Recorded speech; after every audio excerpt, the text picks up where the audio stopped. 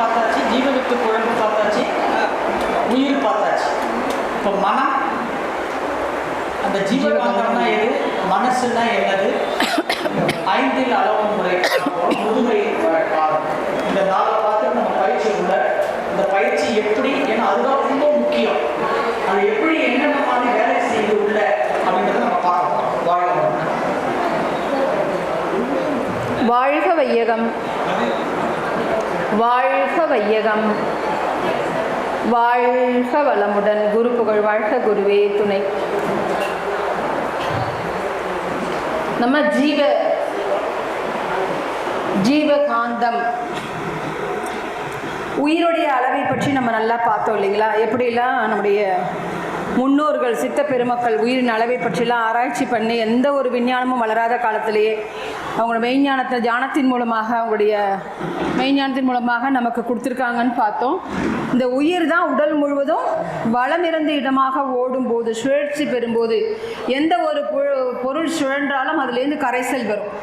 அப்படி உயிர் துகள்லேருந்து வெளியில் வர கரைசல்கள், இறை துகள்கள் தான் கரைசலாக அலைகளாக வெளியில் வருது.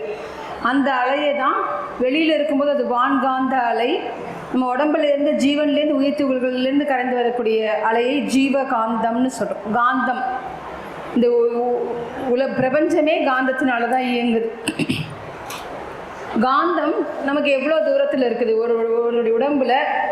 காந்தன்றது எப்படி இருக்குன்னா, நம்ம சராசரி இப்போ பயிற்சியில் கூட பார்த்துருப்போம். கை நம்ம நின்னோன்னா இந்த கைகளை 2 பக்கவாட்டையும் இப்படி நீட்டினோன்னா எவ்வளோ தூரம் இருக்கோ அவ்வளோ தூரம் காந்தம் அடர்த்தியாக இருக்கும். அதுக்கு பிறகும் நீங்கள் எந்த பயிற்சியுமே செய்யலை, ரொம்ப அமைதியான ஆள், எதற்கும் பதட்டப்படாதவர், கோபப்படாதவராக இருந்தால் சராசரியாக ஒரு மனிதனுடைய காந்த ஆற்றல் 10 அடி வரை இருக்கும். 10 அடி தூரம் வரை இருக்கும். நம்முடைய வெளிப்புற காந்த அலை 10 அடி தூரம் இருக்கும். உள்ள உறுப்புகள் இருக்கு இல்லையா, இந்த அதர்களுக்கு ஒரு 3 இன்ச்சு அளவு நம்ம உடம்புலேருந்து வெளியில் இருக்குது. அப்போ இந்த காந்தத்தை தான் என்ன பண்ணாங்கன்னா, பெரியவங்க நம்ம வீட்டில் என்ன பண்ணுறாங்க, வயசானவங்க இருந்தால் குழந்தைக்கு திருஷ்டி ஆகிடுச்சுப்பான்னு உட்கார வச்சு என்ன பண்ணாங்க, சுற்றுனாங்க இல்லையா, கைகள் உப்பு வச்சு சுற்றுனாங்க. சுற்றும் போது கிட்ட உடம்பை தொட்டு சுற்றுதல் என்ன பண்ணாங்க, நல்லா கைகளை அகலப்படுத்தி என்ன பண்ணுறாங்க, கிளியரன்ஸ். அதுதான் இன்றைக்கி என்ன வந்துருச்சுங்க, ஹீலிங் சொல்கிறோம், ப்ரானிக் ஹீலிங்லாம் சொல்கிறோம். நம்ம உடம்புல இருக்க நெகட்டிவ் எங்கே இருக்குன்னா முதல்ல அந்த காந்தத்தில் தான் படியும். நீங்கள் இப்போ நான் நிற்கிறேன் அப்படின்னு சொன்னால் என்னை சுற்றி ஒரு கண்ணாடி பந்து மாதிரி கற்பனை பண்ணி பாருங்களேன், இந்த அளவுக்கு. அந்த மாதிரி தான் ஒவ்வொருத்தருடைய காந்தமும் நம்ம உடம்புல இருக்குது, காந்த சக்தி இருக்குது.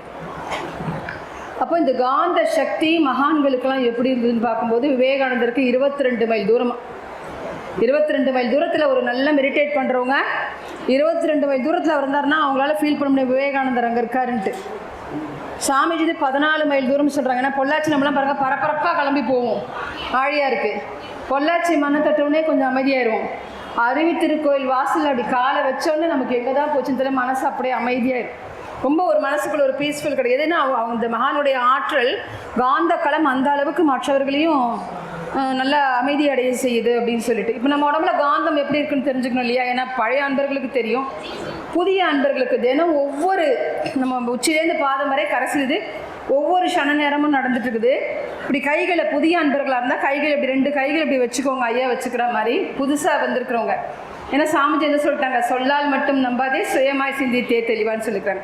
இப்போ சுயமாக நம்ம காந்தம் இருக்கான்னு தெரிந்து கொள்ளணும்.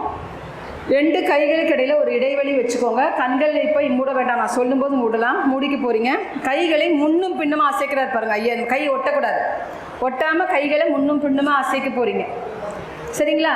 சரி, அசைச்சிட்டு உங்களுக்கு கைகளுக்கு இடையில் ஒரு நிகழ்வு நடக்கும். அது என்னன்னு நம்ம இப்போ கவனிக்க போகிறோம். சரியா? புதிய அன்பர்கள் கைகளை வச்சுக்கோங்க, கண்களை மூடிக்கோங்க, மனசு அமைதியாக வச்சுக்கோங்க. உங்கள் மனம் அமைதியான நிலையில் இருக்குது. உங்கள் மனம் முழுவதும் 2 உள்ளங்கைகளுக்கு நடுவிலேயே குவிந்து கொண்டிருக்கிறது. உள்ளங்கையே கவனிங்க, அசைக்க வேண்டாம். இப்போ அப்படியே அசையாமல் வச்சு கவனிங்க சிறிது நேரம். அதன் பிறகு மெதுவாக கண்களை திறக்காமல் கைகளை நம்ம அசிச்சு காமிச்ச மாதிரி அசிச்சு பாருங்கள் பார்க்கலாம். முன்னும் பின்னுமா அப்படியே அசிச்சு பாருங்கள்.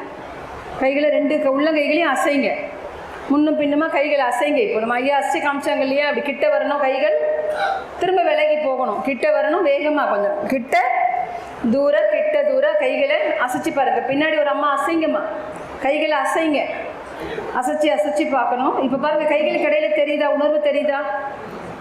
ஒரு ஈர்ப்பு விசைமா ஈர்க்கிறது தெரியுதா உங்களுக்கு? நம்ம உடம்புல காந்தம் இப்படி தான் இருக்குது. இப்போ கண்களை திறந்துடலாங்க. கைகளை அசைக்கணும்.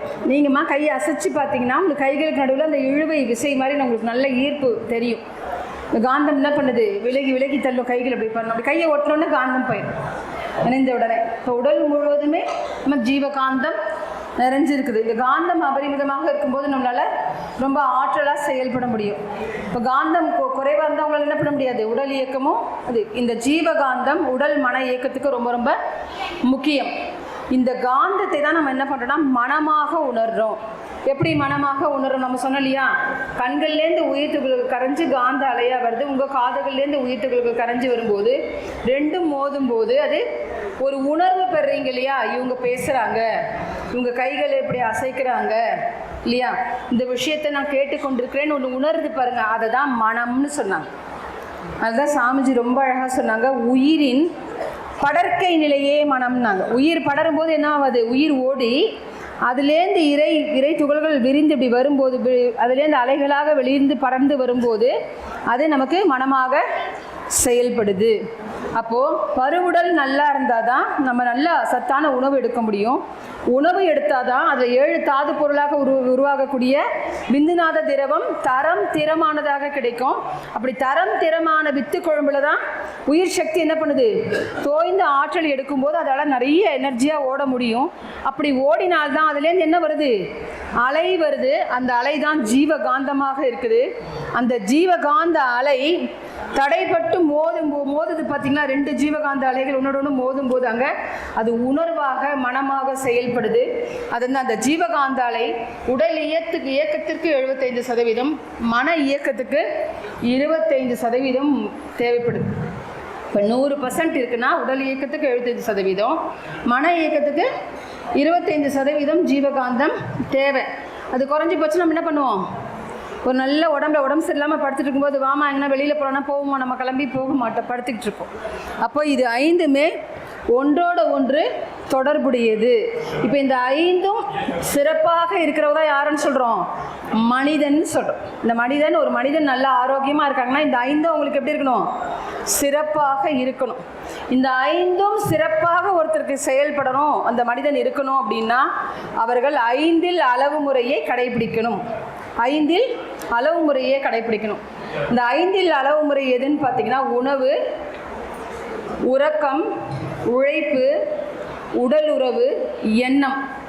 உணவு எப்படி இருக்கணும்? சத்தான சாத்வீகமான உணவு எடுக்கணும் அப்படின்னா சத்தான உணவாக எடுக்கணும். இந்த காந்தம் பார்த்தோம் இல்லைங்களா? அந்த காந்தம் பாருங்கள் விழிப்பு நிலையில் ஏன் நமக்கு இந்த காந்தம் எப்படிலாம் இருக்குன்றதை இப்போ பார்க்க போகிறோம். உணவு சத்தான நல்ல சாத்விகமான உணவுன்றாங்க. அது எந்த உணவாக இருந்தாலும் பரவாயில்ல, உடல் ஆரோக்கியத்துக்கு தேவையான உணவு நீங்கள் எடுக்கணும். உணவு கால் வயிறு உணவு, அரை வயிறு, அதாவது கால் வயிறு உணவு, கால் வயிறு நீர், கால் வயிறு காற்று, கால் வயிறு காலியாக இருக்கணுன்றாங்க. அப்போ என்ன பண்ணணும்னா உணவு அந்த முறையில் நம்ம முழுசாக நல்லா ஃபுல்லாக சாப்பிட்டா அப்போ நிறைய நமக்கு 7 தாது பொருள் நல்லா சிறப்பாக கிடைக்கும். நம்ம எடுக்கக்கூடாது. அரை வயிறு உணவு, கால் வயிறு நீர், கால் வயிறு காலின்னு சொன்னாங்க. அரை வயிறு உணவு, கால் வயிறு நீர், கால் வயிறு காலின்னு என்ன அர்த்தம்னா காற்றுன்னு அர்த்தம். இப்போ மேலேருந்து வான்காந்த ஆற்றல் உள்ள இந்த உணவை ஜீரணிக்கக்கூடிய அளவு நம்ம காலியாக இருக்கணும். ஒரு உணவு சாப்பிடும் போதே நமக்கு இண்டிகேஷன் கொடுக்கும். ஏப்பம்னு ஒன்று வருந்தறிகள் அப்படி ஏப்பம் வரும்போது என்ன பண்ணணும்? உணவை நிப்பாட்டிடணும். இப்போ உணவு அளவாக இருக்கணும். ஒரு உணவுக்கும் இன்னொரு உணவுக்கும் இடைவெளி 3லேருந்து 4 மணி நேரம் இடைவெளி இருக்கணும். இப்போ உணவு எப்படி இருக்கணும்? காத்தால உணவு எப்போ எடுக்கணும் அப்படின்னா 7:30 மணிக்குள்ளே எடுக்கணுன்றாங்க. அது இன்றைய காலகட்டத்துக்கு சாத்தியமே இல்லை. காத்தால 6 to 7:30க்குள்ளே உணவு எடுத்துடணும். ஏன் அப்படி பெரியவங்க சொல்கிறாங்கன்னா அந்த காலத்தில் அப்படி தான் எடுத்துகிட்டு இருந்தாங்க. காலங்காத்தால் ஒரு கூழோ கஞ்சியோ குடிச்சிட்டு நம்ம வயல் வரப்புக்கு போயிடுவாங்க. வேலை செஞ்சுட்டு 12 மணிக்கெலாம் வருவாங்க. சுட சாதம் பொங்கி சாப்பிடுவாங்க. காத்தால உணவு நம்ம சீக்கிரம் எடுக்கணும். அந்த 6 to 7:30 வயசில் பார்த்திங்கன்னா ஹைட்ரோக்ளோரிக் ஆசிட்ஸ் இருக்குது. இந்த ஹைட்ரோக்ளோரிக் அமிலம்னு சொல்கிறது பார்த்திங்கன்னா ஒரு இரும்பையே கரைக்கக்கூடியது அந்த ஆசிட். அப்போ நம்ம சாப்பிடாமல் இருந்தோன்னா அந்த நேரத்தில் என்ன ஆகிடும்? வயிற்று பகுதியில் இந்த இறப்பை பகுதியிலலாம் அந்த குமிழ் என்சைம்ஸ் இருக்கக்கூடிய இடங்களெல்லாம் அந்த ஆசிட் ஃபார்மேஷன் அப்படியே படிஞ்சு என்னோட உங்களுக்கு பசியின்மையை உண்டு பண்ணிடும். ஒன்று. அப்போ நல்ல உணவு வந்து கார்த்தால வந்து பார்த்திங்கன்னா இளவரசன் மாதிரி சாப்பிடணும், மதிய வேளையில் ராஜா மாதிரி சாப்பிடணும், ராத்திரியில் ஆண்டி மாதிரி பிச்சைக்கார மாதிரி சாப்பிடணும்னு பெரியவங்க சொன்னாங்க. ஏன் காத்தால இளவரசன் மாதிரினா கல்லையும் கரைக்கிற வயசு நல்லா சாப்பிடுவாங்க. இப்போ சின்ன பிள்ளைங்க நல்லா நிறைய காத்தால எப்படி நல்லா வயிறு முட்டை சாப்பிடணும், மத்தியானம் நிறைய காய்கறிகள் கொஞ்சம் சாதம் வச்சு. ராஜானா என்னது ஒரு 40 வயசுக்காரவர் எப்படி சாப்பிடுவார், அளவாக தான் சாப்பிடுவார், அதிகமாக எடுத்துக்க மாட்டார். அப்போ அந்த அளவு சாப்பிடணும். ராத்திரி சாப்பிடும்போது ஆண்டி மாதிரி சாப்பிடணும், பிச்சைக்கார மாதிரி. ஏன்னா கிடைச்சா சாப்பிடுவாங்க, இல்லைன்னா வெறும் வயிற்றோடு படுத்துடுவாங்க. ஆனால் நமக்கு என்ன ஒரு பழக்கம் பாருங்கள், நம்ம ஒரு பழக்கம் வச்சுருக்கிறோம். அது உங்கள் நிறைய பெண்கள் குறிப்பாக, நான் விரதம் இருக்கிறேன், இதுக்கு விரதம், செவ்வாய்க்கிழமை விரதம், வெள்ளிக்கிழமை விரதம், நிறைய விரதம் சொல்லுவோம். விரதம்னா என்ன அர்த்தம் தெரியுமா? விரதம்னா என்னம்மா? சாப்பிடாம இருக்கிறது. எத்தனை வேளை சாப்பிடாம இருக்கிறது? ஒரு வேளையா, 2 வேளையா, 3 வேளையா? அவங்கவுங்க தன்மையை பொறுத்து. விரதம் அப்படின்ற வார்த்தைக்கு அளவு முறைன்னு அர்த்தம். விரதம்னா சான்ஸ்கிரிட் வேர்டு விரதம். அது விரதம் ஆயிடுச்சு, தமிழில் எழுதுகிறோம், சமஸ்கிருதத்தையே நம்ம தமிழில் எழுதுகிறோம். விரதம் என்றால் அளவு முறை. எந்த சாஸ்திரத்துலேயும் சாப்பிடாம விரதம் இருக்கணும்னு சொல்லவே இல்லை. அதுவும் குறிப்பாக பெண்கள் நம்ம என்ன பண்ணுறோம், விரதம்னாலே ஒரு பொழுதுங்க நான் டைரெக்டாக சாப்பாடு தாங்க, காத்தால சாப்பிடவே மாட்டேன், டைரெக்டாக சாப்பிடாம தான் டைரெக்டாக போய் படுத்துடலாம் ஹாஸ்பிட்டல். கார்த்தால கண்டிப்பாக என்ன பண்ணணும், அந்த ஒரு பொழுதுன்றது இரவு பொழுது நீங்கள் சாப்பிடாமல் இருக்கலாம், உங்களுக்கு ஒன்றுமே ஆகாது. ஆனால் நமக்கு என்ன பண்ணுவோம், ராத்திரி சாப்பிடாம படுத்தோம், தூக்கமே இல்லைங்க, பிறண்டு படுத்துட்டு நம்ம அப்படி பழக்கப்படுத்திட்டோம். உண்மையில் சொல்லப்போனால் இரவு உணவு நீங்கள் தவிர்க்கலாம். இது இப்படி சொல்லிட்டு தான் ஒருத்தர் ராத்திரியில் சாப்பிட்றதே விட்டார். அப்படியும் இருக்க வேண்டாம், கொஞ்சம் கம்மியாக உணவு நீங்கள் மற்ற 2 வேலையை விட இரவு வேலை எப்படி பண்ணலாம், அளவான உணவு நம்ம எடுத்துக்கணும். எதுலையுமே அளவு முறையை கடைபிடிக்கணும். நீங்கள் பாருங்கள், இப்போ காத்தால் நம்ம ஒரு உணவுக்கும் இன்னொரு உணவுக்கும் இடைவெளி இருக்கணும்னு சொன்னோம். இன்னொன்று, பசி எடுத்ததுக்கப்புறம் 1 மணி நேரம் கழிச்சு தான் சாப்பிடணும். எத்தனை பேர் சாப்பிடுவோம்? கண்டிப்பாக பண்ணவே மாட்டோம். காத்தால சாப்பிடுவோம், 1:30 மணிக்கெலாம் டான்னு வீட்டில் ஹவுஸ் ஒய்ஃபாக இருந்தால் சீரியல் பார்க்கணும், வேலையை முடிக்கணும், படுக்கணும், 1:30க்கு சாப்பிட்ருவோம். வேலைக்கு போகிறவங்க வந்தால் அங்கே ஆஃபீஸ் ஹவர்ஸில் என்ன லஞ்ச் டைமோ அந்த டைம் சாப்பிடுவோம். காத்தால டிஃபன் சாப்பிட்றோமா, ஒரு 8 மணிக்குன்னு வச்சுப்போம். 8 மணிக்கு டிஃபன் சாப்பிட்டோன்னா 11 மணிக்கு சின்னதாக ஒரு டம்ளரில் இப்போ டீ பிஸ்கெட் சாப்பிட்டோமா, இன்றைக்கி ஒரு உணவுக்கும் இன்னொரு உணவுக்கும் 3 மணி நேரம் இடைவெளி சொன்னோம். ஆனால் தேநீர் இடைவெளி நம்மளே ஒன்று ஏற்படுத்தி ஒரு கப் டீயோ 2 பிஸ்கெட் சாப்பிட்டு வச்சிட்டோம். இப்போ உடனே 1:30 மணிக்கெலாம் என்ன பண்ணிட்டோம், சாப்பாடு சாப்பிட்டோம். திரும்ப என்ன பண்ண போகிறோம், ஒரு 3-4 மணிக்கு திரும்ப ஒரு டீ சாப்பிட போகிறோம். திரும்ப நைட் என்ன பண்ணுவோம், 8:30 மணிக்கெலாம் சாப்பிட்டு சீக்கிரம் படுத்து வேலையை முடிக்கணும், உடனே என்ன பண்ணுவோம், அப்போ ஒரு டிஃபன் எடுக்கணும். ராத்திரி 8:30 மணிக்கு சாப்பிட்றோம், காத்தால எத்தனை மணிக்கு சாப்பிட்றோங்க, காத்தால எத்தனை மணிக்கு சாப்பிட்றோம், 8 மணிக்கு சாப்பிட்றோம். பாருங்கள், இதில் கேப் எதுக்கு அதிகமாக இருக்குது, இரவு உணவுக்கும் கார்த்தால உணவுக்கும். அதனால தான் ரொம்ப அழகாக வச்சாங்க பிரேக்ஃபாஸ்ட். அதுக்கு பேர் என்னது, பிரேக்ஃபாஸ்ட்டு, லஞ்சு, டின்னர். ஆனால் மார்னிங்குக்கு என்ன வச்சாங்க, பிரேக்ஃபாஸ்ட். உங்கள் ஃபாஸ்டிங்கை சீக்கிரம் பிரேக் பண்ணணும், அதனால தான் அதுக்கு பேர் பிரேக்ஃபாஸ்ட். நம்ம பேரை மட்டும் புரிஞ்சுக்கிட்டோம், ஆனால் கடைப்பிடிக்கிறது இல்லை. மார்னிங் உணவு வந்து நீங்கள் காலை உணவு சீக்கிரம் சாப்பிடணும், நிறைய காய்கறி பழங்கள் சாப்பிடணும். இன்றைக்கி நிறைய உணவு முறைகள் வந்துச்சு டயட்டில், இன்டர்மீடியட் டயட்டு, அந்த டயட்டு இந்த டயட்டுன்னு ஃபாலோ பண்ணுறோம். நம்ம உணவு குழந்தையிலேருந்து நம்ம என்ன சாப்பிட்ருக்கோம், இட்லி, பொங்கல், வடை, பூரி, இதுக்கு தான் பழக்கப்பட்டிருக்குது. திடீர்னு நான் பழங்களுக்கு மாறுறேன், பச்சை காய்கறிகளுக்கு மாறுறேன்னு மாறக்கூடாது. நீங்கள் எந்த உணவு முறையை ஃபாலோ பண்ணாலும் ஒரு தாய் கருவுட்ருக்காங்கன்னா அந்த குழந்தை வெளியில் வருது, அந்த குழந்தைக்கு நீங்கள் உணவு ஆரம்பிக்கிறீங்கன்னா அப்போ இருந்தே பழக்கப்படுத்திங்கன்னா தான் அந்த உணவு அவங்களுக்கு உடம்புக்கு ஒத்து போகும். நீங்கள் இடையில புதுசாக உணவு முறைகள் பூத்தினா உடலில் பாதிப்புகளை ஏற்படுத்தும். அப்போ உணவு ரொம்ப ரொம்ப ரொம்ப அளவு முறை உணவில் நம்ம கடைப்பிடித்து காய்கறிகள், பழங்கள், கீரை வகைகள் அதெல்லாம் நிறைய எடுத்துக்கணும். இதுதான் உணவுக்குடான ஒரு அளவு முறைக்கு சொல்கிறாங்க. அடுத்தது பார்த்திங்கன்னா உழைப்பு என்ன சொல்கிறோம், 40 வயசுக்குள்ளே லைஃப்பில் செட்டில் ஆகிடணும். ஆண்களாக இருந்தால் ஒரு வீடு வாசல் நல்லா லைஃப்பில் செட்டில் ஆகிடணும். பண்ண ராத்திரி பகல் நைட் ஷிஃப்ட்டு டே ஷிஃப்ட் எல்லாம் எத்தனை ஷிஃப்ட் முடியும், எத்தனை ஓட்டிங் முடியும் நம்ம உழைக்கிறோம். உழைச்சிங்கன்னா அதுக்கு ஏற்ற மாதிரி நீங்கள் என்ன பண்ணணும், ஓய்வு கொடுக்கணும் இந்த உடம்புக்கு. பெண்களாக இருந்தால் என்ன சொல்லுவோம், நான்லாம் அந்த காலத்தில் 50 பேருக்கு ஏற்றி இறக்கிடுவேன்னு. 50 வயசுக்கு அப்புறம் நம்மளை ஏற்றி இறக்கிறதுக்கே ஒரு ஆள் தேவைப்படும். அப்போ உழைப்பு என்பது அளவான உழைப்பு. யாரும் உங்களை உடல் உழைப்பு வந்து உடல் சக்தியை விரயமாக்கும். அதிகமான உழைப்பு உழைக்காமல் இருந்தாலும் அது சோம்பேறித்தனத்தை உண்டு பண்ணும் உடம்புல. மந்தத்தன்மையை உண்டு பண்ணும். அப்போ அளவான உழைப்பு, இந்தந்த வேலை இன்னைக்கு செய்கிறேன்னு ஒரே நாளைக்கு பண்டிகையா இன்றைக்கே ஒட்டடை அடித்து வாசலை கழுவி எல்லாம் பண்ணி பண்ணிட்டு என்ன பண்ணுறோம், அப்புறம் பேக் பெயின் அது இதுன்னு படுத்துக்கிறோம். என்னன்னா நம்முடைய முன்னோர்கள் நல்லா ஆரோக்கியமான உணவு எடுத்தாங்க. நம்ம இன்றைக்கி அந்த மாதிரி உணவு எடுக்கலை. நம்ம அம்மா தாத்தா பாட்டிலாம் எடுத்த உணவு ஒரு இயற்கையோடு ஒத்து வாழ்ந்த வாழ்வியல் நம்ம வாழலை. அப்போ இப்போ சாப்பிட்றதே நம்ம நிறைய சத்தற்ற உணவுகள் தான் எடுக்கிறோம் மேக்ஸிமம் பார்த்தீங்கன்னா. அப்போது நீங்கள் கொஞ்சம் அதை பார்த்து நம்ம உடம்பு ஆரோக்கியத்துக்கான உணவை எடுத்து அளவான உழைத்து அதுக்கு உழைப்புக்கேற்ற ஓய்வு கொடுக்கணும். இரவு வேலைன்றது நம்ம அகராதிலேயே கிடையாத ஒரு விஷயம். இன்றைக்கி நைட் ஷிஃப்ட்டு நிறைய இருக்குது. ஷிஃப்ட் பேசிஸ் ஒர்க் பண்ணுறவங்க மறுநாள் என்ன பண்ணணும், நீங்கள் அதற்கான உடம்புக்கு ஓய்வு கொடுக்கணும். உங்கள் உடல் சூடு அதிகமாகும். உடல் சூடை தணிப்பதற்கேற்ற உணவு முறைகளை நீங்கள் எடுத்துக்கணும். எங்கள் மண்டலத்தில் ஒரு அம்மா சொல்லுவாங்க, நைட் ஷிஃப்ட்னா எனக்கு கவலையே இல்லைங்க, எங்கள் வீட்டுக்கார் இபி பில்லு டெலிஃபோன் பில் கட்டுறதா அந்த ஷிஃப்ட், அதெல்லாம் பண்ணவே கூடாது. ஒரு நாள் இரவு உறக்கத்தை நீங்கள் 2 நாள் தூங்கினாலும் காம்பன்சேட் பண்ண முடியாது. அப்போ நல்லா புரிஞ்சுக்கோங்க, நீங்கள் இந்த உறக்கம் நம்ம உழைப்பை அளவான உழைக்கணும். அந்த உழைப்புக்கேற்ற ஓய்வு மறுநாள் கொடுக்கணும். அதை தான் உறக்கம்னு சொன்னாங்க. இப்போ உறக்கம் என்பது என்ன அப்படின்னு பார்த்தீங்கன்னா, அழைச்சிட்டிங்களா, உறக்கம் என்பது இப்போ காத்தால வந்துட்டோம். நம்ம காத்தால வந்தப்போ நம்ம எப்படி இருந்தோம் எல்லாரும் இங்கே வந்து உட்காரும்போது? இப்போ எப்படி இருக்கும்? கொஞ்சம் பொய் சொல்லக்கூடாது, உண்மை கண்டிப்பாக கொஞ்சம் டயர்டாக இருக்கும். ஒரு 6 மணிக்கு இப்போ சாயங்காலம் கிளாஸ் முடிஞ்சு போகும்போது இன்னும் கொஞ்சம் டயர்டாக இருக்கும். ஒரு 9-10 மணிக்கு என்ன பண்ணுவீங்க? யார் தூங்க சொன்னா உங்களை? யார் தூங்க சொன்னா? அப்படிதாங்க கற்றுக் கொடுத்துருக்குறாங்க. ராத்திரி சாப்பிட்டோன்னே படுத்து தூங்க, அப்படிதான் நம்ம பண்ணிகிட்ருக்கோம். என்ன உண்மைன்னா நம்ம உடம்புல 100% ஜீவகாந்தம் இருக்கு இல்லையா? காத்தால தூங்கி எழுந்திரிச்சும்போது எப்படி இருக்கும்? ஃப்ரெஷ்ஷாக இருக்கிறோம். இரவு போக போக நம்ம நிறைய காத்தாலேருந்து என்ன பண்ணுறோம், நடக்கிறோம், உட்காரோம். செயல்பாடுகள் நம்முடைய உடல் இயக்கத்தினால ஜீவகாந்தத்தை விரையப்படுத்துகிறோம். ஜீவகாந்தம் விரயமானவுடனே என்ன ஆகுதுங்க, எப்போ நம்ம ஜீவகாந்தம் 70லேருந்து 69% வருதோ ஆட்டோமேட்டிக்காக நீங்கள் யாருமே உங்களுக்கு தூங்கவே சொல்ல வேணாம், ஆட்டோமேட்டிக்காக கண் என்ன பண்ணுது, மூடுது. அது இப்போ என்ன செய்யுதுன்னா ஜீவகாந்தத்தை, இந்த உறக்க நிலை என்பது 69%ல் வருது இல்லைங்களா? அப்போது இந்த கண்கள் ஆட்டோமேட்டிக்காக முடி. நம்ம என்ன பண்ணுறோம், இப்போ கூட கண்ணை கழுவிட்டு சீரியல் பார்ப்போம், கண்ணை அப்படி விழிச்சு செல்ஃபோன் பார்க்குறோம், இந்த வேலையெல்லாம் செய்கிறோம். அப்போ உறக்கம் என்பது என்னென்னா, இங்கே பாருங்கள், உங்களுடைய ஜீவகாந்தம் 70 to 100% இருக்கும்போது நீங்கள் விழிப்பு நிலையில் இருப்பீங்க. 69% இருக்கும்போது உறக்க நிலைக்கு போவீங்க. 50% எப்போ ஆகுதோ உங்கள் உடம்புல காய்ச்சல், உடல் சூடு ஆரம்பிக்குது. அதுக்கப்புறம் ஹாஸ்பிட்டல் அட்மிட் பண்ணுறது 40% ஆகும்போது ஹாஸ்பிட்டல், 30%ல் ஐசியூ போயிடுவோம், 20%ல் ஐசிசியூ ரொம்ப கிரிட்டிக்கல் கேருக்கு போயிடுவோம்.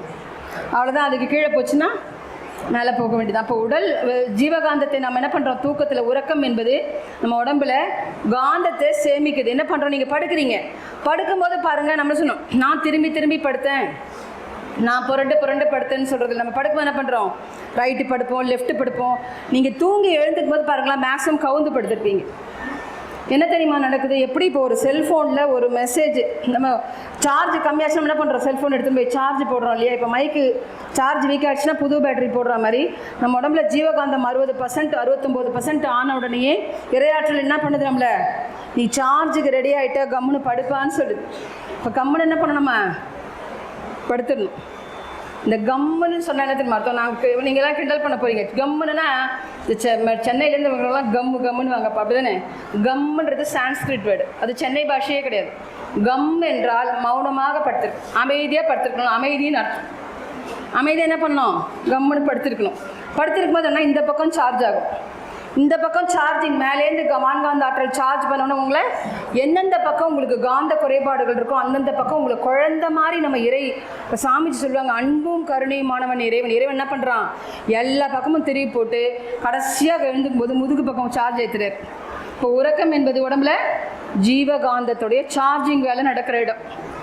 இப்போ அந்த உழைப்புக்கேற்ற உறக்கம் தேவை. 6லேருந்து 8 மணி நேரம் உறக்கம் ரொம்ப அவசியம் இல்லைங்களா? இப்போ நல்லா பயிற்சி பண்ணுறீங்க, யோகா பயிற்சிகள் பண்ணுறீங்கன்னா உங்களுக்கு 5 மணி நேரம் உறக்கமே போதுமானது. நல்ல தவம், உடற்பயிற்சி, ஏன்னா உங்களுக்கு ஆல்ரெடி என்ன இருக்குது, உங்களுக்கு சஃபிஷியன்ட் காந்தம் இருக்குது. அதனால் உறக்கம் கொஞ்சம் கம்மியாக உடனே நான் சீக்கிரம் எழுந்திரிச்சிடுறேன் அப்படின்னு சொல்கிறது அது தவறு கிடையாது. வயசாக உறக்கம் குறையும், கண்டிப்பாக அது தவறே கிடையாது, நீங்கள் பயப்பட வேண்டாம். ஒரு 50-60 வயசு தொடட்டும் கண்டிப்பாக உங்களுக்கு என்னாகும், உறக்கமின்மை உங்களுக்கு ஆரம்பிக்கும். உடல் இயக்கங்கள் குறையும் போது உறக்கம் குறையுது. ஏன்னா அப்பவும் உங்களுக்கு ஜீவகாந்தம் டயர்டாக இருந்தால் கூட, இப்போ வயசானவங்களாம் பாருங்கள் ரொம்ப பேச மாட்டாங்க, அமைதியாக இருப்பாங்க. அப்போ அவங்களாம் அமைதியாக இருந்தாங்க, இப்போ பேசுறதுக்கு ஆள் இல்லாமல் அமைதியாக இருக்கிறாங்க. அதான் ரொம்ப வேதனை தரக்கூடிய விஷயம்.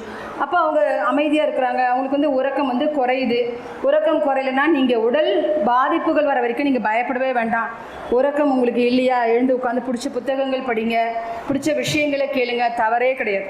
உங்களுக்கு உடல் சார்ந்த பிரச்சனைகள் வர வரைக்கும் உங்களோட உறக்கமின்மை பிரச்சனை கிடையாது. யோக பயிற்சிகள் பண்ணுறவர்களுக்கு 5 மணி நேரம் உறக்கம் போதுமானது. மற்றவர்களுக்கு சிறுவர்களுக்கெல்லாம் 8லேருந்து 10-12 மணி நேரம் கூட நல்லா தூக்கம் தேவை. நிறைய ஓடி ஆடி விளையாடுறாங்க பிள்ளைங்க. அதனால் அடுத்தது பார்த்திங்கன்னா உடல் உறவு தான் நம்ம காத்தால விந்துநாத திரவத்தை பார்க்கும்போது பார்த்தோம். மாதம் 2 முறை சொன்னோம். இந்த மாதம் 2 முறை என்பது புதிதாக திருமணமானவர்கள் ஒரு 3 நாள் 4 நாள் இடைவெளியில் வைத்து கொள்ளும்போது அது ஆரோக்கியமான தாம்பத்தியமாக இருக்கும், குழந்தை பேருக்கும் ரொம்ப நல்லதாக இருக்கும். இப்போ நிறைய பேருக்கு ஒரு சந்தேகம் இருக்குது, இந்த விந்துநாதத்தை விரையப்படுத்தணும், வெளியில் ஏற்றணும்னு சொல்கிறாங்க. இப்போ சிறு வயதிலேயே திருமணமாகி கணவரை இழுக்கிறாங்க, இல்லை மனைவியை எழுந்துடுறாங்க, பிரம்மச்சாரியாக இருக்கிறாங்க, கல்யாணம் பண்ணிக்காமல், இல்லை வயசான அப்புறம் தாம்பத்தியம் வைத்து கொள்ள முடியல. அப்போ இந்த விந்துநாத திரவம் என்ன ஆகணும், நீங்கள் தாம்பத்தியம் கொள்ளலாம் கூட விந்துநாத திரவம் என்ன ஆகுங்க, நீங்கள் மலம் மூத்திர துவாரங்கள் வழியாக நம்ம கழிவுகளை வெளியேற்றும் போது அது வெளியேறிடும். ஒன்று இயற்கையே உடம்புல ரசாயன மாற்றங்களை ஏற்படுத்தி அதுக்கேற்ற மாதிரி உடம்பு டியூன் பண்ணிக்கும், ஞாபகம் வச்சுக்கோங்க. ஏன்னா இதை சொன்ன உடனே நிறைய பேருக்கு மைண்டில் ஓடிட்டுருக்கோம். இப்போ சின்ன வயசுலேயே நம்ம கணவர் எழுந்துட்டோம், அப்போ நமக்கு வந்து எதனா பிரச்சனைகள் வந்துடுமா, ஸ்ட்ரோக் வந்துடுமா, இல்லை ஆண்களுக்கு இந்த மாதிரி பிரச்சனைகள்லாம் இருக்குது அப்படின்னு யோசிப்பாங்க. அது தவறு கிடையாது. இயற்கை இறையாற்றலுக்கு தெரியும். அப்போ இயற்கையை என்ன பண்ணுது, அவங்க உடம்ப அதுக்கு ஏற்ற மாதிரி ரசாயன மாறுதல்களை பண்ணி ஒரு குறிப்பிட்ட நேரத்துக்கு மேலே முடிச்சிக்கும். அப்போது இது ஒரு முக்கியமான காரணம். உறக்கம். அடுத்தது உடலுறவு பற்றி நம்ம பார்த்துட்டோம். எண்ணம், இந்த நாளும் ஒழுங்காக இருந்தாலும் எண்ணம் எப்படி இருக்குங்க, நல்ல எண்ணம் சொல் செயலாக இருக்கும். இந்த நல்ல எண்ணம்னா என்னென்னா, சாமிஜி அழகாக டெஃபினிஷன் கொடுத்துருப்பாங்க. நல்ல எண்ணம் என்பது மனம் விரிந்த நிலையில் நல்ல எண்ணமும், மனம் குறுகிய நிலையில் தீய எண்ணங்கள் வரும்னு கொடுத்துருப்பாங்க. இந்த நல்ல எண்ணம் வருவதற்கு நம்ம முன்னோர்கள் குழந்தையிலேருந்தே நம்மளை ப்ராக்டிஸ் பண்ணுறாங்க. இப்போ இங்கே உட்காந்துருக்க எல்லாருமே சின்ன வயசில் சாப்பிட்றதுக்கு அடம் பிடிச்சிருப்போம்மா, அடம் பிடிக்கலையா யாருமே? நான்லாம் ரொம்ப அடம் பிடிச்சிருக்கேன்னு நினைக்கிறேன். அடம் பிடிச்சிருக்கு. குழந்தைகள் என்ன பண்ணுவாங்க, சாப்பாடு ஏதாவது ஒரு நாளாவது சாப்பாடுக்கு அடம் பிடிச்சிருக்கோம். அப்போ நம்ம அம்மாவோ அத்தையோ அக்காவோ என்ன பண்ணாங்க, நம்மளை இடுப்பில் தூக்கி வச்சுட்டு என்ன பண்ணாங்கங்க, சாப்பாடு விட்டுறதுக்கு என்ன பண்ணாங்க அப்போல்லாம் இப்போ இல்லை, இப்போல்லாம் இதை காமிக்கிறோம். அப்போல்லாம் நிலாவை காமிச்சு சாப்பாடு விட்டுனாங்க. எங்கள் பையனுக்குலாம் கூட அப்படி நிலாவை அது பாரு நிலா இருக்குது, பாரு நிலாக்குள்ளே என்ன இருக்குது, ஒரு பாட்டி வடை சுடுதாமா வாய் ஆண் திறந்த உடனே அப்படியே ஒரு கவலை உருண்டையை போட்டாங்க. சொல்லுவாங்க, உதாரணத்தை காமித்து உண்மையை உள்ள தள்ளின மாதிரி நிலாவை காமிச்சு சாப்பாடை உள்ள தள்ளின மாதிரி நிலவை காமிச்சாங்க, சாப்பாடு விட்டுனாங்க.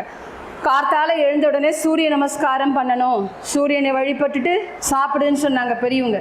இதில் பாருங்கள் எவ்வளோ சூக்ஷ்மம் இருக்குது. நம்ம சொல்கிறோம் அதெல்லாம் சும்மா கூட நமக்கு தாத்தா பாட்டிக்கு வேறு வேலையே இல்லை.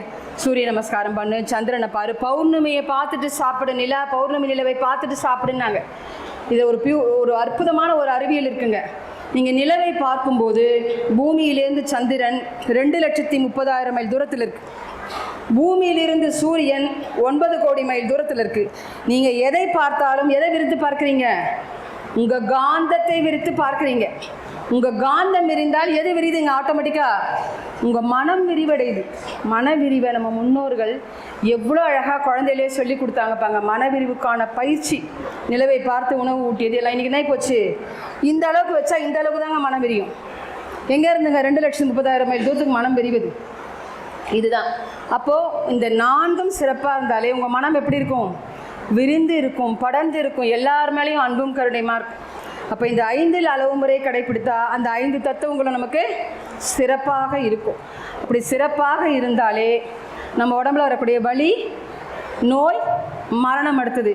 ஏங்க வலி வருது, நம்ம உடம்புல இரத்த ஓட்டம், வெப்ப ஓட்டம், காற்று ஓட்டம், உயிர் ஓட்டம், காந்த ஓட்டம், 5 ஓட்டம் இருக்குது. இதில் ரொம்ப முதல் 3 முக்கியம். இரத்த ஓட்டம், வெப்ப ஓட்டம், காற்று ஓட்டம். எந்த ஒரு இடத்துல இரத்த ஓட்டத்துக்கோ வெப்ப ஓட்டத்துக்கோ காற்று ஓட்டத்துக்கோ தடை வந்தால் அங்கே முதல் எது வருங்க, வலி வரும். இப்போ நம்ம என்ன சொல்கிறோம், ஆட்டோமேட்டிக்காக ஒரு தலை வலிக்குதுன்னா எனக்கு ஒரே தலை வலிக்குது, உடனே என்ன பண்ணுறோம், தைலம் போட்டு தேய்க்கிறோம். நீங்கள் தைலம் போட்டு தேய்க்கணுன்னே அவசியம் இல்லை. இந்த இடத்துல என்ன போச்சு, இந்த நரம்புகளில், இந்த நெற்றி பகுதியில் இருக்க நரம்புகள்லையோ இல்லை கையில் எங்கேயோ வலின்றோம். இந்த இடத்துல ரத்த ஓட்டத்தில் என்ன போச்சு, ரத்த ஓட்டமோ வெப்ப ஓட்டமோ காற்றோட்டமோ தடையாயிடுச்சு. அப்போ அப்படி அழுத்தி விடும்போது வலி உங்களுக்கு ரிலீஃப் ஆகுதா? உங்கள் கையில் ஹீட் இருக்குது, அதை வச்சு இப்படி அழுத்தி விடுறீங்க. இல்லை உங்கள் நெத்தியில் வலி இருக்குது, இப்படி தேய்க்கிறீங்க. தோலோட தோல் தேய்க்கும் போது எரியும். அப்போது தைலம் என்னது, ஒரு க்ரீஸ் மாதிரி வச்சு நீங்கள் அழுத்தி தடவி விடும்போது அங்கே இருக்கிற ரத்த ஓட்டத்தை நீங்கள் என்ன பண்ணுறீங்க, சரிப்படுத்துறீங்க. அப்போது ரத்த ஓட்டம் வெப்ப ஓட்டம் தடைப்பட்டால் அந்த இடத்துல ஒரு ஷார்ட் சர்க்யூட்னாங்க, ஒரு மின் குறுக்கு, ஒரு அங்கே செல்கள் சரியாக மூவ் பண்ண முடியாமல், ரத்தத்தில் தானே செல்கள் ட்ராவல் பண்ணுது, அது மூவ் பண்ண முடியாமல் அங்கே தடை வருது. அந்த தடை தான் என்ன மாறுது, நீங்கள் கவனிக்காமல் விட்டால் நோயாக மாறுது. வலின்றது எத்தனை நாள் இருக்கலாம்? சாதாரணமாக ஒரு வலி என்பது எத்தனை நாட்கள் இருக்கலாம்? 3 நாளுங்களையா? அப்புறம்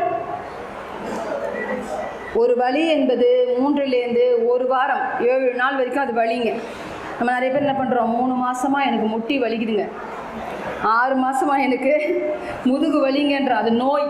எப்பவுமே தெரிஞ்சுக்கோங்க, எங்கே நீங்கள் வலியிலேயே கவனிக்காமல் விடுறீங்களோ அது காலத்தால் நீடிக்கும் போது என்னவா மாறுது, உடம்புல இருக்க உயிர் துகள்கள் பாருங்கள், அதில் கூட இரையாற்றல் ஒரு வேலை செய்யுது. எங்கே இந்த 3க்கு தடை வருதோ உடனே எல்லா உயிர் துகள்களும் அங்கே ட்ராவல் பண்ணி போய் அந்த வலி, அந்த தடையை போக்க முயற்சி பண்ணும். அப்போ அந்த தடையை போக்கவே முயற்சி பண்ணிட்டு இருக்குது, அதில் உங்களால் என்ன பண்ண முடியல, மற்ற இயக்கங்கள் பாதிக்கப்படுது. ஒன்றும் இல்லை, ஐயா வெப்பம் போட்டாங்க, ஒருத்தருக்கு ஜுரம் வருது. ஜுரன்றது என்ன, நம்ம உடம்புல வெப்பம் அதிகமாகிடுச்சு. உடனே இறைவனுக்கு தெரியும், நரம்புகளை விரிவடைய செய்து தோள்களின் மூலமாக ரத்தத்தில் இருக்கக்கூடிய வெப்பத்தை வெளியில் ஏற்றுறார். நம்ம ரொம்ப புத்திசாலி, தொட்டு பார்ப்போம், ஐயோ குழந்தைக்கு டெம்பரேச்சர் போடு பேராசிட்டமால், அது வெளியில் தள்ளணும். எது ஒன்று உள்ள ஒவ்வாமையாக இருக்கோ அது இறைவன் என்ன பண்ணுறாரு, வெளியில் தள்ள முயற்சி பண்ணுறாரு. நம்ம என்ன பண்ணுறோம், உள்ளே போட்டு அடக்கிறோம். மூக்குலேருந்து தண்ணி, உடம்புல லங்ஸில் தண்ணி அதிகமாகிடுச்சு, சளியாக வெளியில் தள்ளுறாரு. கொஞ்சம் அப்படி எட்டி பார்த்த உடனே போடு மாத்திரை போட்டு மருந்து போட்டு என்ன பண்ணுறோம், அடக்கிறோம். அப்போ என்ன பண்ணுவோம், தேவையில்லாத தண்ணியை வெளியில் ஏற்றணும். முன்னோர்கள் அப்படி தான் செஞ்சாங்க. அப்போ அந்த வெப்ப ஓட்ட காற்று ஓட்ட இந்த தடையை நம்ம சரி செய்கிறோம். இந்த 3ஐயும் சரி செய்து நம்ம உடம்பை ஆரோக்கியமாக வச்சுக்கணும். அப்போ அந்த எந்த ஒன்றும் ஒவ்வாதது தான் வெளியில் வருது, அதை நம்ம அது அடுத்து என்ன நம்ம பார்க்காம அதை அங்கே தடை செய்யும்போது அந்த இடத்துல நமக்கு என்னது, தேக்கம் வருது. இப்போ உடம்பு ஜுரம் வந்துருச்சு, எல்லா உயிர்த்துகளும் தோளுடைய மேல் பரப்பில் ரத்த நாளங்களுக்கு மேலே நரம்புகளுக்கு மேலே வெப்பத்தை வெளியேற்றிருக்கிறனால தான் உங்களால் என்ன பண்ண முடியல, மற்ற இயக்கங்கள் செய்ய முடியல, படுத்துட்ருக்குறீங்க. இந்த டெம்பரேச்சர் டவுன் ஆன உடனே எல்லா உயிர்த்துகளும் அதாவது வேலையை பார்க்க ஆரம்பிச்சுன்னு எழுந்து நம்ம நடக்க ஆரம்பிக்கணும். இதுதான் எல்லா வழியிலையும் நடக்குது. அப்போ நோயின்னும் போது எல்லா உயிர்த்துகளுக்கும் அங்கேயே போய் செய்யும்போது அது ரொம்ப போராடி அதெல்லாம் முடியாத போது அந்த வித்துக்கலையத்தில் ஒரு வெப்பம் ஏற்பட்டு விந்துநாத திரவம் அதுக்கே பயன்பாடு அடைஞ்சிருக்கும் போது விந்துநாத திரவம் கலையத்தில் வித்து கலையம் வெப்பமாகி வெடிக்கும் போது தான் அது என்னவா மாறுதுங்க, மரணம் வருது. நம்ம அந்த 5 அடிப்படை தத்துவத்தில் பார்த்தோம். விந்துநாதம் பிறப்பும் இறப்பும் வித்து கழிவுனால தான். எப்படிங்க, பிறப்பும் தாந்தை தாய் சேர்ந்து விந்துலேருந்து அப்பா கிட்டேருந்து விந்து, அம்மா கிட்டேருந்து நாதம் கழிந்த பிறப்பு வருது. இறப்பும் விந்துநாத கழிவுனால தான். எப்படின்னா அந்த காலத்தில் மரணம் எப்படி அவங்க டயக்னோஸ் மரணம் ஒருத்தர் இறந்துட்டாருன்னு எப்படி கன்ஃபர்மேஷன் பண்ணாங்கன்னா, ஒருத்தர் ஒரு வீட்டில் இறந்துட்டாங்கன்னா அந்த ஊரில் அதுக்குன்னு சிலர் இருந்தாங்க மருத்துவம் பார்க்குறவங்க, அவங்கள கூப்பிட்டு இவர் இறந்துட்டாரான்னு கன்ஃபார்ம் பண்ணுங்கப்பா. ஆண்களாக இருந்தால் ஆண்கள், பெண்களாக இருந்தால் பெண்களை கூப்பிட்டு பார்க்க சொல்லுவாங்க. அவங்க எல்லாரையும் வெளியில் அனுப்பிச்சிட்டு உள்ளே பார்ப்பாங்க. அவங்க உள்ளே என்ன தெரியுமா செய்வாங்க, நம்ம ஜனன உறுப்பில் இருக்க துணியை விலகி பார்ப்பாங்க. அங்கே என்னவாயிருக்கும், இயற்கையாக இறந்து போகிறவங்க இன்றைக்கும் பாருங்கள், ஒன்று மலம் மூத்திரம் கழிஞ்சிருக்கு, வேகமாக மோஷன் போவாங்க, யூரின் போயிடுவாங்க, அது வழியாக வித்துக்களை முடஞ்சி விந்துநாத திரவம் வெளியில் வந்திருக்கும். வெளியில் வந்தவங்க என்ன சொன்னாங்க, சத்து விட்டான்னு சொன்னாங்க. உயிர் சத்தான விந்துநாதத்தை விட்டதை தான் பண்ணாங்க, சத்து விட்டான்னு சொன்னாங்க. நீங்கள் சத்து விட்டான்னு சொல்லி பாருங்களேன், சத்து விட்டான்னு என்ன மாறுச்சு, செத்து விட்டானா மாறுச்சு. நம்ம எல்லாத்தையும் தப்பாக தான் சொல்லிட்டு இருக்கோம். அப்போ உயிர் சத்தை யார் வெளியில் விட்டானோ அவன் இறந்தவனுக்காக அவங்க கன்ஃபார்ம் பண்ணாங்க. அப்போது இந்த வலி நோய் மரணம் என்பது விந்துநாத கழிவு ஒருத்தருக்கு எப்போ வெளியில் போகுதோ அப்போது மரணம் வருது. அப்போ அந்த விந்துநாத திரவத்தை தரமாகவும் திறமாகவும் நாம் வச்சுக்கணும். அதுக்கு ஏன் இதில் குறைபாடுகள் வருது அப்படின்னு பார்த்தீங்கன்னா, 40 வயசுக்கு அப்புறம் உற்பத்தி குறைய ஆரம்பிக்குது உடல் இயக்கத்தில். நம்ம சின்ன வயசில் சாப்பிட்ட மாதிரி இப்போ சாப்பிட முடியல. மிஷின் என்ன ஆகுது, ஒவ்வொன்றா உடம்புல உள்ளே இருக்க சிஸ்டம்லாம் கொஞ்சம் கொஞ்சமாக பிரேக் டவுன் ஆக ஆரம்பிக்குது. உணவு உண்பது குறையுது. உணவு உண்பது குறைந்தாலே அதன் மூலமாக உற்பத்தி ஆகக்கூடிய விந்துநாத திரவத்தோட உற்பத்தி குறைய தான் செய்யும். இது ஒரு காரணம் நமக்கு முதுமை வரத்துக்கான காரணம். நம்ம வயோதிகம்னு சொல்கிறது எப்படி வருதுன்னா, விந்துநாத திரவம் குறையும் போது ஐயா சொன்ன மாதிரி அந்த செல்கள் கிட்ட இருக்கிற பிடிப்பு குறையுது. அதனால் நரம்புகளில் தளர்ச்சி ஏற்படுது. அதனால் ஒரு முதுமை வருது. அது மட்டும் இல்லாமல் ரெண்டாவது காரணமாக பூமி மேலே தான் நம்ம என்ன இருக்கோம், வாழறோம், எல்லாம் செய்கிறோம். பூமி 16 லட்சம் மைல் வேகத்தை சுற்றிட்டு தன்னைத்தானே சுற்றிக்கிட்டு சூரியனையும் சுற்றி வருது. அப்படி சுழலும் போது எந்த பொருள் சுழன்றாலும் என்னாகும், அதுலேருந்து கரைசல் வரும். நம்ம பூமி மேலே தான் உட்காந்துருக்கோம். ஒரு 60-70 கிலோமீட்டர் பைக்கில் போனாலும் ஐயோ ஏன் இவ்வளோ வேகமாக போகிறேன்னு சொல்கிறோம். ஆனால் அவ்வளோ வேகமாக சுற்றுற பூமியில் உட்காந்து சுற்றுறதே நமக்கு தெரியலங்க. ஏன் தெரியல? புவியீர்ப்பு சக்தி நம்ம என்ன பண்ணுது, எட்டி பொருளையே தான் பூமி இழுத்து பிடிச்சி வச்சுட்ருக்குது. உயிர் ரொம்ப லேசானது, அது மேல் நோக்கி போயிட்டே இருக்கு. எப்போ பிறப்பு ஆரம்பிச்சதோ அப்போவே நமக்கு இறப்பு ஆரம்பிச்சிச்சு. 40 வயசு வரைக்கும் இந்த விந்துநாத திரவத்தோட திறம் சிறப்பாக இருக்கிறதால அது என்ன பண்ணுது, உயிரை நல்லா உயிர் துகளை பிடிச்சி வச்சுக்குது. 40 வயசுக்கு அப்புறம் உற்பத்தி குறையுது, நம்ம உடம்புல முதுமை வர ஆரம்பிக்குது. இது எல்லாம் காரணமாக நமக்கு என்ன ஆகுது, முதிர்வு வருது, வயோதிகம் வருது, நரம்புகளில் சுருக்கம் வருது. பூமியின் சுழற்சி காரணமாக நமக்கு என்ன ஆகுது, கெட்டி பொருள் இழுக்குது, உயிர் மேலே எப்போ அதால் முடியாமல் போகுதோ அப்போ நம்ம உயிர் பிரிவு மரணம் நமக்கு ஏற்படுது. இப்போ இதையெல்லாம் நம்ம சரி செய்யணும். இதை எதிர்த்து நம்ம செய்யணும்னா நம்மளுடைய விந்துநாத திரவத்துடைய திறத்தை நம்ம என்ன பண்ணணும், கூட்டணும். அதாவது குவாலிட்டி அண்ட் குவான்டிட்டின்னு சொல்லுவார் சாமிஜி. திறத்தை கூட்டிட்டோன்னா எத்தனை வயசானாலும் அந்த விந்துநாத திரவத்தால் என்ன பண்ண முடியும், உயிர் துகள்களை ஈர்த்து பிடிச்சி வச்சுக்க முடியும். அது திறமானதாக இருந்தால் தான் உயிர் துகள்கள் விந்துநாத திரவத்தில் தோன்றி நல்ல ஆற்றல் எடுத்துகிட்டு ஓட முடியும், உடல் ஆரோக்கியமாக இருக்கும். அப்போ எப்படி இந்த விந்துநாத திரவத்தை திறமானதாக அதனுடைய தன்மையை கூட்டுவது, விந்துநாத திரவத்தை மட்டும் இல்லை, விந்துநாத திரவத்தையும் நம்ம பதப்படுத்தி அதுலேருந்து ஒரு பொருள் எடுக்க போகிறோம். அதுலேயும் சுப்பீரியராக எப்படி பால்லேருந்து நம்ம நெய் எடுத்தோமோ அதை மாதிரி 7 தாது பொருளான ரசம், ரத்தம், தசை, கொழும்பு, எலும்பு, மஜ்ஜை, விந்துநாத திரவத்தை தாண்டி ஒரு பொருள் என்ன பண்ண போகிறோம், விந்துநாத திரவத்தை கடைந்து அதுலேருந்து ஒரு பதப்படுத்தி ஒரு பொருள் எடுக்க போகிறோம். அதை எப்படி எடுக்கிறோம், அது பயிற்சியின் மூலமாக எப்படி சாத்தியமாகுது, அதை கொண்டு நாம் எப்படி நீண்ட நாள் உடலை ஆரோக்கியமாக வச்சுக்க முடியும். ஏன்னா எவ்வளோ பெரிய வசதி வாய்ப்புகள் இருந்தாலும் இப்போ நிறைய வசதி இருக்குங்க. ஐயா என்ன பண்ண முடியும், எனக்கு ஏதாவது உடம்பு வந்துட்டால் நல்ல ஒரு பெரிய ஹாஸ்பிட்டலில் அட்மிட் பண்ண முடியும், எனக்கு தலை பண்ணி விட முடியும், எனக்கு குளிப்பாட்டி விட முடியும், ட்ரெஸ் மாற்றி விட, சாப்பாடு ஊட்டி விட முடியும். வலி யார் அனுபவிக்கணும், நாம் தான் அனுபவிக்கணும். இப்படி வலிக்குதுன்னு நல்லா சொன்னால் அவரால் என்ன பண்ண முடியும், வருத்தப்பட முடியும், எனக்கு சமாதானப்படுத்த முடியும். என் வழியை அவரால் உணர முடியாது, அவர் வழியை என்னால் உணர முடியாது. அப்போ அந்த வலி இல்லாத, இந்த நோய் இல்லாத வாழ்வதற்கு நம்மக்கிட்டேயே இருக்கக்கூடிய